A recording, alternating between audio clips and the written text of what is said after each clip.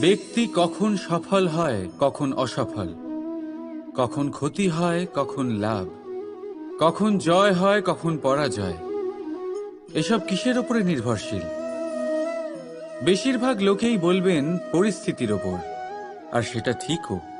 যদি বাইরে বর্ষার পরিবেশ থাকে, তবে সেখানে বস্ত্র কিভাবে শুকোতে পারে? যদি ঝড়ের পরিবেশ থাকে, তাহলে নৌকা কিভাবে পার করানো যেতে পারে?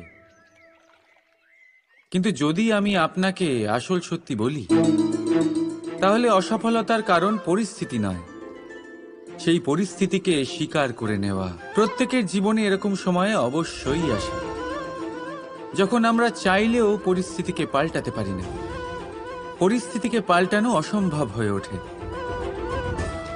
এরকম সময়ে একটাই উপায় আছে, পরিস্থিতিকে নয়, মনস্থিতিকে বদলান, আর দেখবেন সবকিছু ভালো হবে। কারণ এই মনস্থিতি আপনার জীবনের সব থেকে বড় সম্বল, সব থেকে বড় সাথী। দেখুন, অপবাদ, অসফলতা প্রত্যেকের জীবনের একটা অংশ অবশ্যই, কিন্তু আপনাকে নিরন্তর চেষ্টা করে যেতে হবে, পুনরায় ঘুরে দাঁড়িয়ে এগিয়ে যেতে হবে, তবেই সফলতা আসবে। যদি এতই সহজ হতো সফল হওয়া, তাহলে সবাই সফল হতো, তাই তো? রাধা রাধা।